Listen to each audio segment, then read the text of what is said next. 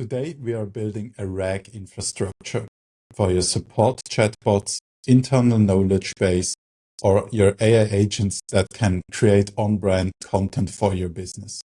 All in one tool, step by step, and with all the code snippets you need in the description. So you can follow along and build your own version of it. Let's dive right in. First of all, we need the database, which is easily provided by Orbitype.com. You can just click on your project's name, go to connectors, and then add new database. I already did this, so we can switch to our resources and add our first table. The first thing we see is that we have a selection of tables, and lucky enough, we have a RAG table prepared. Here you get everything you need to build your first embeddings table. You see here the embedding field, which has a vector type. We use PG vector as extension in each Postgres database, which is provided by Orbitype. So you can use this or another dimension to your liking. This one is a really high dimension, so this means you can be really specific in the semantics of the database. Perfect. If you are happy with all those fields, scope is a special one. I show it to you later. We can continue. Here we can check the SQL, which gets generated from the wizard again, and see what exact table gets executed in our database. So you see here, embedding type vector and scope type JSON. That's an array inside here. We come back to that later. We click now on execute. And we see we have in our database a new table named embeddings. Now we can add our first embedding. Here we see we have an ID, we have the place for content, we have scopes and embedding. Now, to have an embedding, we need to do some steps, as the embedding needs to be calculated by embedding model. In our case, we will use the OpenAI embedding model, and then the content we have gets its embeddings from the OpenAI API. To set this up, we need access to our database.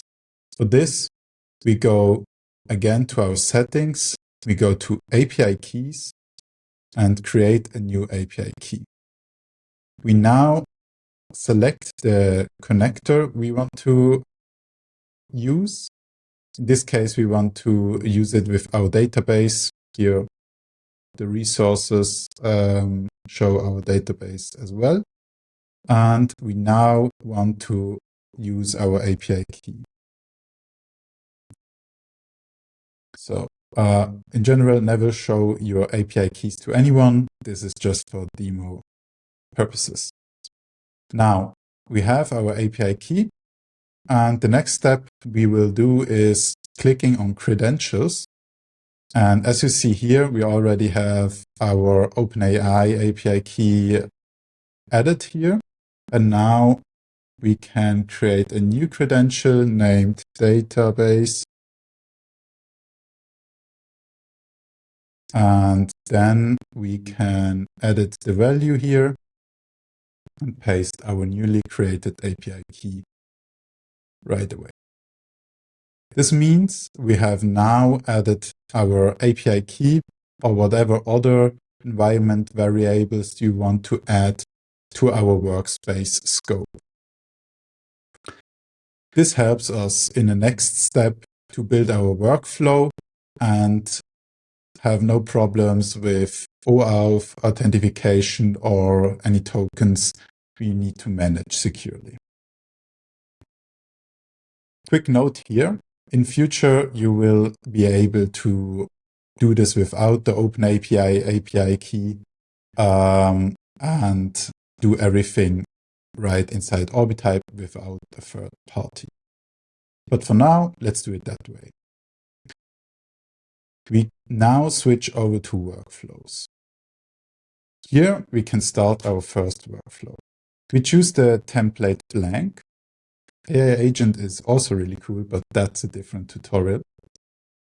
We go with blank, click continue, choose a workflow title, in our case RAG API with scopes, and continue. We now have the opportunity to select a trigger. I think we will go with webhook, but let's do that later. For now, we start with manual. Click create workflow, and you have your first workflow created. Before we build our save and extracting logic for our RAG, I want to build a router function. So we have later the opportunity to say what we want to do, like choosing the action we want to execute on the webhook. So we have one endpoint with different methods to call. For that, we open our first node, and we see we have some demo content here. And I already have prepared something here, so you don't need to watch me typing everything out. And you see here a simple function. Through the input, we later get the request body from the webhook. And now we have an action map. I come back to that later on. This will allow us to choose the next node. This is an Orbitype specific feature. You can choose which nodes should be triggered by adding their ID there. This is literally just a security check. If you want, you can also add security in terms of that your workflow endpoint is protected. It means you can build in encryption logic here also and orbit your own API key system with credentials and everything else. But do not get this out of scope. We keep it easy. We now click save and close. This is the first step. After setting up our action router, the next step is creating our save knowledge node. Paste it right away. This code you can get from the community snippets library. Let's check it out. Please pay attention to those dependency injections here. We have the OpenAI SDK. This is where we find our logic for the embeddings and the models. We have the config, which is connected to the settings of the node. We have input, which is the input from the last node we have connected. Or, by the way, we need to connect those later on. You see we use that in code down here. And we have credentials. In the first part of the tutorial, we set up our credentials and named those database and also already prepared the OpenAI credentials. This way, all credentials are in one place, so you can easily replace them throughout all your systems if you need. Now, the next step would be setting up the client for OpenAI. We set our API key, we config the model, we set the text, and here we set the scopes from the input. We fall back to generic if we do not define this in the request we send to this node later on. And we define a chunk size. Here you can play around with the chunk size. This is how big the text will be in each embedding. Smaller chunk sizes can give you more detailed information, but bigger ones can give you more context to the information. So it's easier to find. You need to play around a little bit with that and adjust it to your liking. I added a function to chunk the text into smaller pieces and iterate later on over those chunks and send embeddings to it. So we are saving no texts that are bigger than our chunk size. If a text is bigger than the chunk size, we are splitting it and handling it as 2 or more chunks. Yes. Good. So the next point would be to loop over our chunks. And for each chunk, we are getting our embedding from the OpenAI client here. We have our variables set before, like model, and here the input is the chunk. Then we get back the response from the API client and take those out. Now, from this step on, we are creating an ID. In this case, we do a random one. And then the next step would be using the Orbitype SQL API to insert into embeddings tables. This table we have already created in the beginning of the tutorial, so this should work also. Now here you can see that's the API endpoint of the Orbitype SQL API. Then you can place your content headers. Here we use the credentials from our database, so Orbitype knows you have access to this database and you're allowed to save data to this one. This is how you send the data, and we can stringify our JSON so it fits into the JSON field of the Postgres database. Here we can execute this call, and if everything works, we can push it to our results. In the end, we return the chunk size, the chunk count, and all the results we have pushed. That's the saving knowledge node. We can save that and close this and go further to the next node. As we can save knowledge, the next logical step would be to retrieve or extract knowledge. I also prepared a node for that.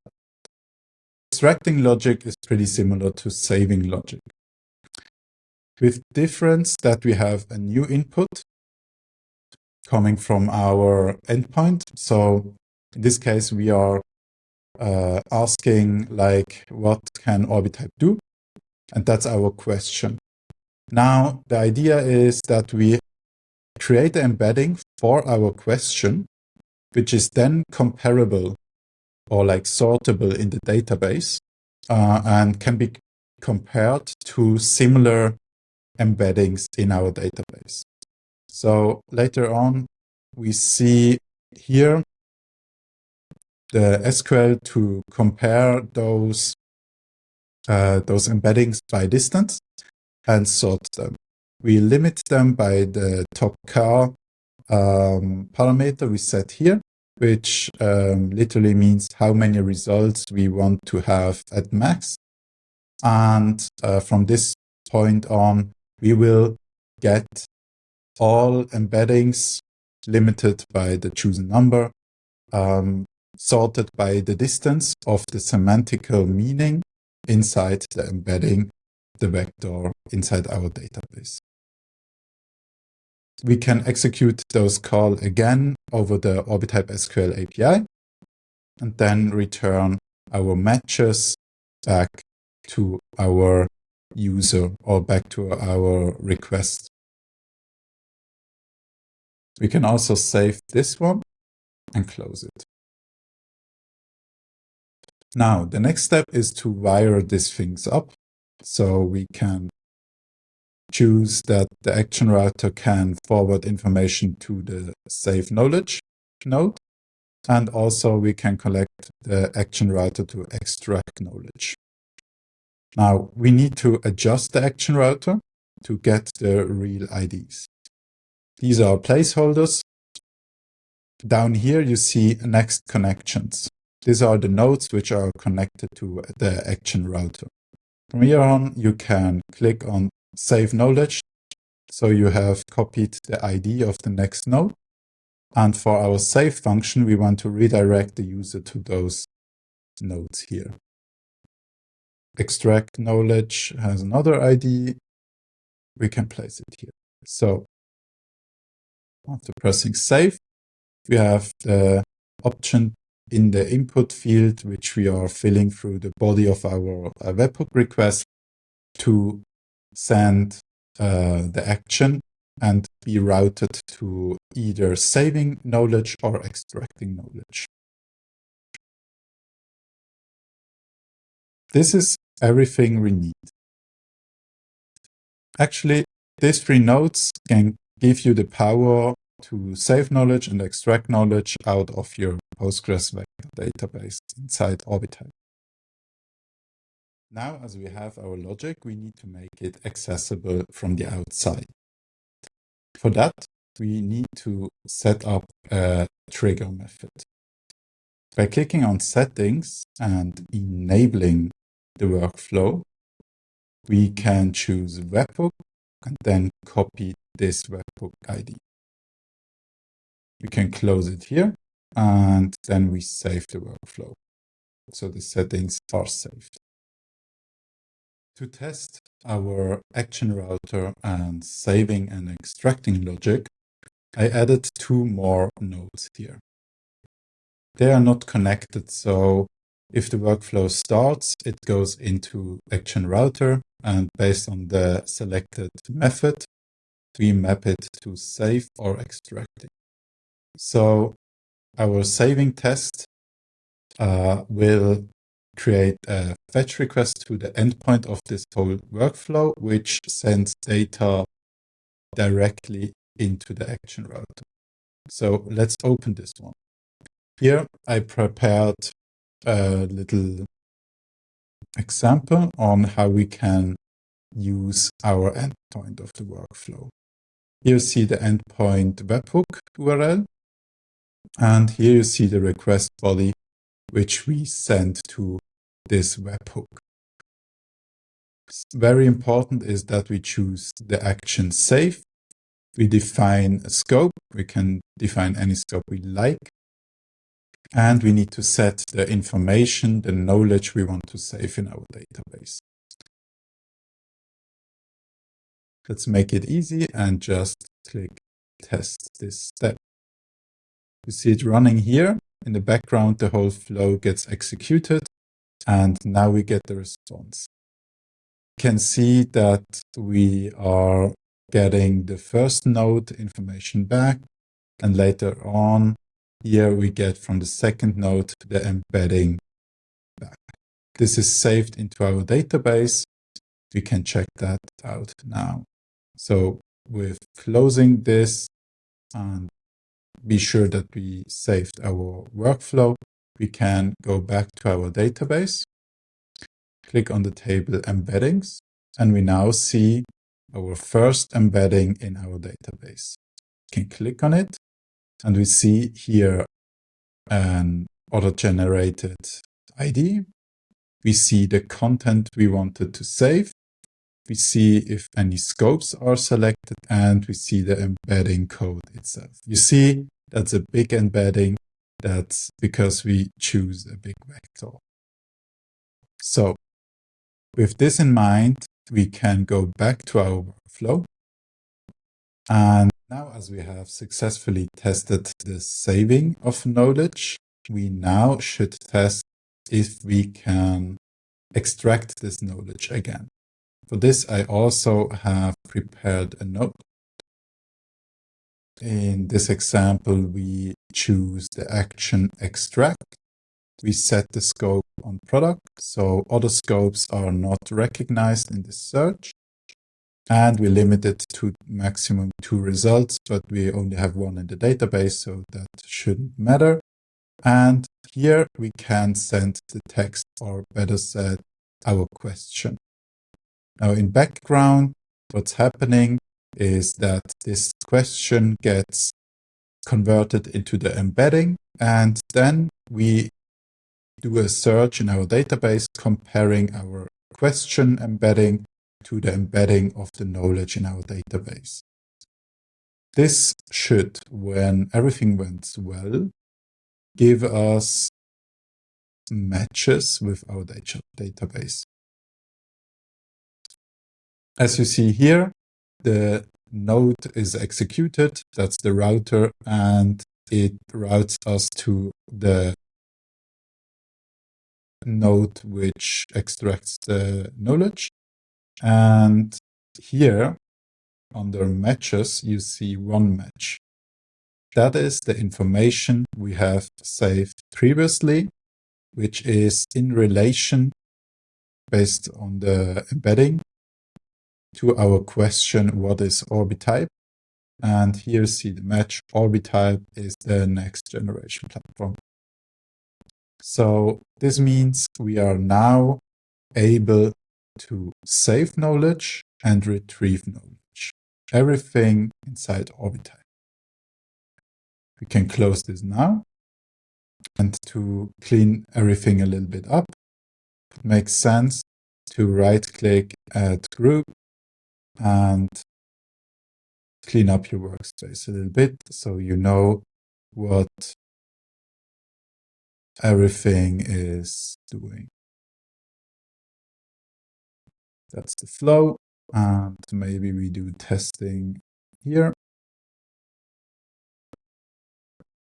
And we can add another group and call it testing. You also can add nodes if you like to be as clear as possible. With this workflow, you have an API endpoint, a webhook URL, which allows you to either save knowledge or extract knowledge. Based on that, you can build your chatbots, you can build your AI agents calling these endpoints to save or retrieve knowledge. You can do a lot of things with that. But the next thing we will do is we will analyze what we are saving into our embeddings database. So we have a little bit more insights on how knowledge is saved or retrieved. For that, we click on New Dashboard and we add our first widget. Here, the first thing we want to analyze, I also prepared that. As always, you find all those snippets under the snippets point in the community section. Here we can click continue. And from here on, we can click on area stack chart. So this is a SQL query onto our database, which now gets the information from our table. And now we are putting this information into a chart. So adding this widget, we are now always up to date when information gets added to our embedding table. So with this in mind, we go to our next widget. We can add another widget, also that is prepared in the snippet library. We go further and we select the numbers visualization type. So we click add widget and have another widget here. This one analyzes how long is the chunking and what's the smallest, what's the biggest, and this can also retrieve many useful information for your embeddings. And as a last widget for this demonstration, I will add a table widget, which effectively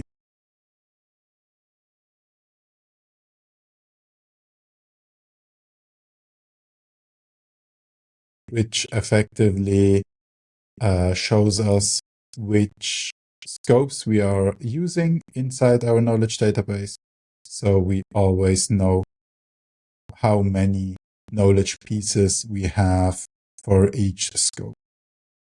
This way you can get a pretty good oversight over your knowledge database and analyze it in detail.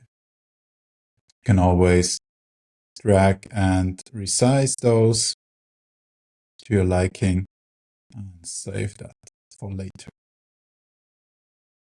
All the snippets you saw in this video, you will find under Community and Snippets. In the Community Snippets library is the place where we can share and use snippets from others, and also posting our own snippets. So you see here in a variety of topics, you find snippets to everything you need. You can also search or filter upside here and find your own snippets here under My Snippets. You always can create new snippets, or even easier, if you are inside your workflow, you want to, for example, save this action router as a snippet, you can right-click on it, save as private snippet, use this name, use this as a description, click OK, and now it's saved as a private snippet. You can see it here under My Snippets. Here with this icon, you see that's private and is now available in all your workspaces. So this way you can work pretty efficient and work really easily. If you click of such a snippet, you see the full code here. This is more code than we saw in the node, because this is actually the full node. So from here, you will be able to either explain this snippet, so you know what the code is doing, if the snippet is from a third party, or you can copy the snippet for your other project, as you already have verified this, and then you can go back into your workflow or in any other and right-click, paste this snippet. So you see that's everything very portable, and can also duplicate those. So working with this is really comfortable. Yeah, I think that's the roundup. Thanks for watching, and see you in the next tutorial.